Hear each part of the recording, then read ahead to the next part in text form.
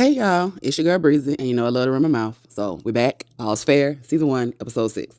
Before we get into this, make sure that you subscribe to the channel. Make sure you hit that notification bell. And make sure that you like the video. Let me know what you're thinking. Be sure you check out all of my other content. You know, my other videos, other reviews, my shorts, all of the stuff. I'll be doing a little this, a little that. Come hang out with your girl and have a good time. Okay? All right, y'all. So we are in mediation, or we're headed to mediation. And when I tell you all that Car does not care what she says to anybody, she is so nasty. I'm going to insert for y'all what she's saying to Chase before they walk into the mediation, just so that you can have an idea of how she talks to this man, okay? Oh, for Christ's sake, your goddamn hair. Looks like the fucking Exxon Valdez jizzed all over your head. What? I use my favorite sea salt spray. I think that it looks just... Like you stuck your ginormous head into a vat of bacon grease? We talked about this. You are like a toddler. I'm dealing with a baby man. Come here, sit down. Oh my God, this feels so disgusting. What is that? It's Orbe dry shampoo, Pigpen. You're welcome.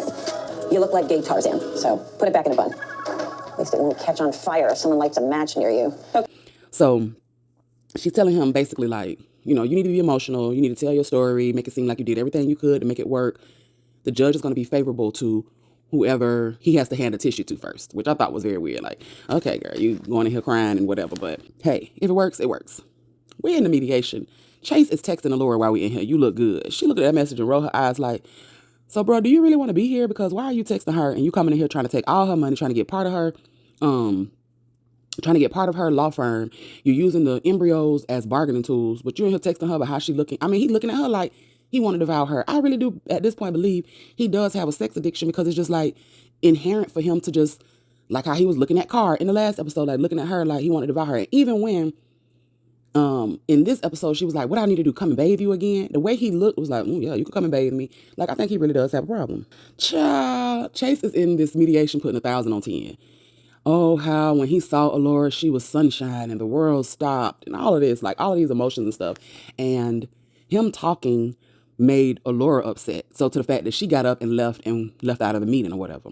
So Dina went and found her and she told Dina about the embryos. And the embryos, we find out, did not implant. Remember I asked in episode 3, like, is she pregnant? Or I think it was episode 4, is she pregnant or not? Because it was giving a little poochie the way she was touching her stomach.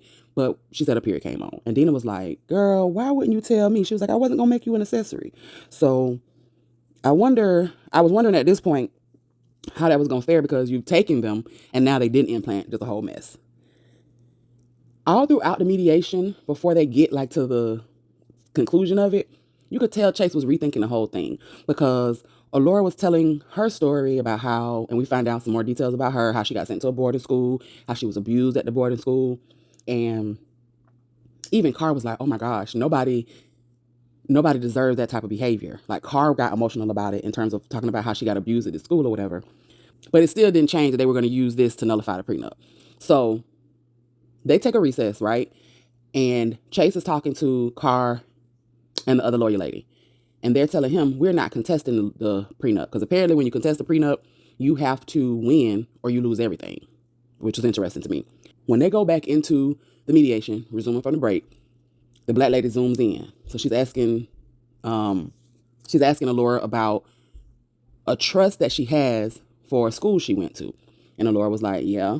And mentions that she did not go to that school for the first years. That's when, you know, she was like, that she went to that boarding school. And the lady said, well, I'm sure that you set up a trust for those girls that were abused. And she was like, no, why would I? I bought it and I closed that school.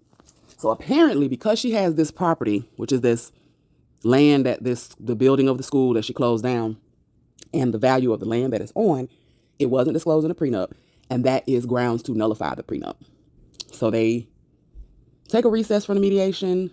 The judge talks to all parties, like they talked to Allura and her team. And they're basically saying, like, if he had known about this property, it wasn't going to change whether or not he signed the prenup. Because the whole point of, like, if you don't divulge all of your assets when a prenup is signed, that's basically kind of like fraud. Because if the person had known you had this additional asset, it could have potentially made them go a different way. They're arguing that, hey, Chase was going to sign this prenup whether he knew about this property or not.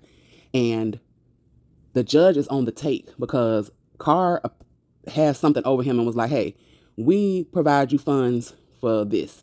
You better make the right decision. So when they came back to the table, he said, we're going to negotiate as if there is no prenup. So during another break, for mediation, Emerald tells Dina, hey, I got some stuff on Car and we need to use it.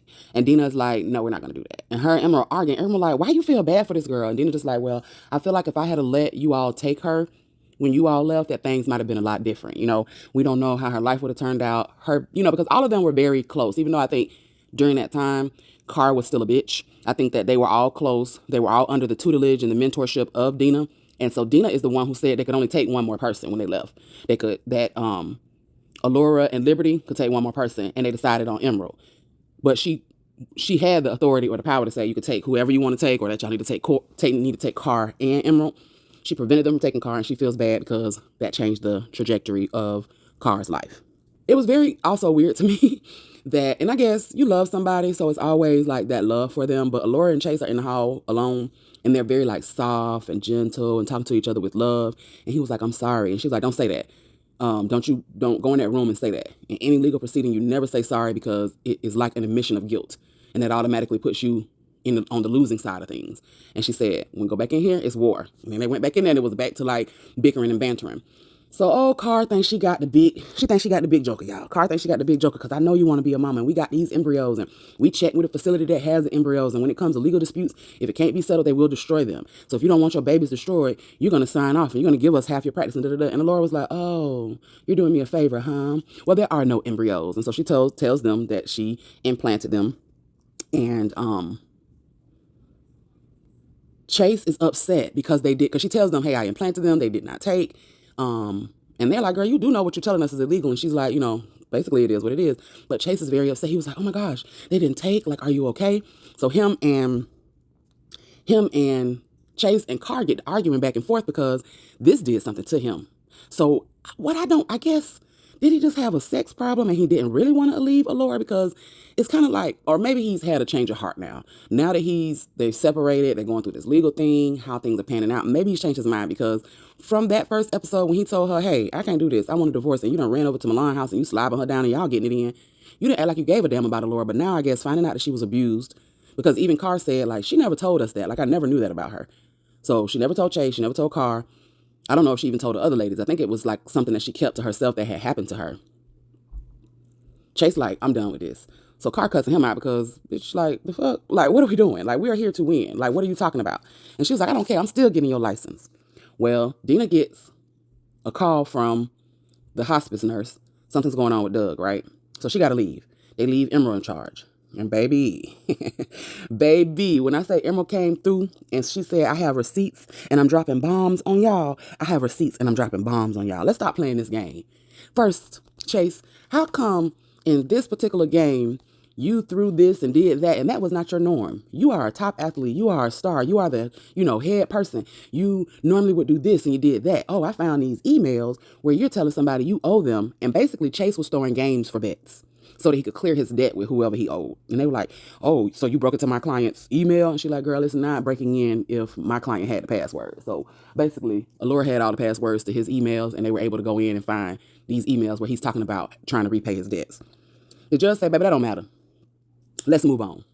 Emerald said, okay, let's move on. Surely, let's move on.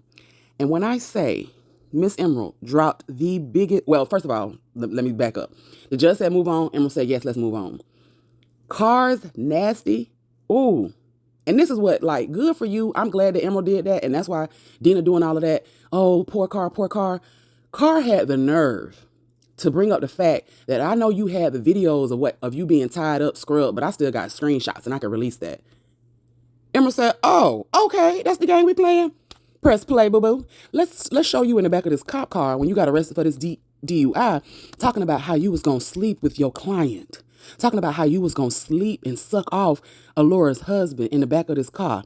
When I say Car's mouth dropped, she could not take it. She was wanting to shut it off. Stop it. The judge was like, let it play. Oh, baby, let it play. She was so embarrassed. Car was so embarrassed. It sent her over the edge. She got on the table, told Allura, yeah, girl, I did your husband. I had him in my mouth, in my butt, in my puss. I made him arrive over and over again. How many times he made me arrive over and over again. I'm a better lover than you. I'm a better mother than you. I mean, she was going off, climbed up on the table and was going off. Do you hear me? Going off on them people. She hadn't lost her mind to the point that Emerald, Alora, and the attorney that she's working with, her partner lady, are looking at her like just so like in awe of like, girl, you have gone off the deep end. Looking at her with just such pity. And the lawyer was like, Car, come on, like, what are you doing? Get off the table. They go, they go out of the conference room and Emerald's talking to her. She's like, Car, now you're the victim. I'm a single mother and I'm on my own and I don't have anybody. And the only person that I have is basically my maid and blah, blah, blah, blah, blah. And Emerald's like, hey, pot, meat, kettle. Like, girl, I'm raising triplets by myself. You are not a victim. Like, you are a strong person. I actually hate to say, I admire you. Like, girl, just basically stop being a bitch and people would be here for you and people would be there for you. And you know what I mean? Like, and so she was like, I don't want to release this in open court. I don't want to release this in open court. I don't want this to come out. None of this, police, the DUI arrest, the stuff about his football, him, fixing games. I don't want any of this to come out. Let's settle and I'll help your daughter. Like, basically, Emerald's on the board of that school that her daughter's applying to or applied to. And they like her, but, a little push to get her in would be helpful. So they find common ground. And she told her, like, look, girl, just settle. Settle based on what the California law allows, what was in the prenup. Let's do the 50-50. Let go of trying to take the business. Let's call it a win and let's move on. And then Alora came in there and was like, yeah, that they were sorry. She felt like they should have took Car. They are the reason, kind of why she turned out how she is. And she was like, girl, we would have killed each other. Like, there was no real world. If they had that relationship with her back then at that time, there was no real world where they were going to be able to all be partners in a firm and not get an argument. They'd have had legal trouble about breaking up the firm because they were never going to get along. Like, that's a fantasy that, if we would have brought Car with us, she'd have been a better person. No, she was already a bad person then. That's why y'all wanted to leave her. If she wasn't bad, y'all would have took her. You get what I'm saying? They would have fought hard for Dina to let them take her. They didn't want to take her. They weren't concerned with taking her. And when they were leaving, this is a flashback to episode 1. When they were leaving, it was like, girl, we out here. And yes, Dina, no. And we gone. And you can't come. Bye, bitch. That's what it was like. So we know that 10 years working together would have only made it worse. They probably would have made it through the first 2 or 3 years and it would have been a big blow up. So miss me with that. And she said that. She was like, baby, we would have killed each other. So they agreed to the 50-50 split and they're moving on from that. And then we see Dina at the house with Doug.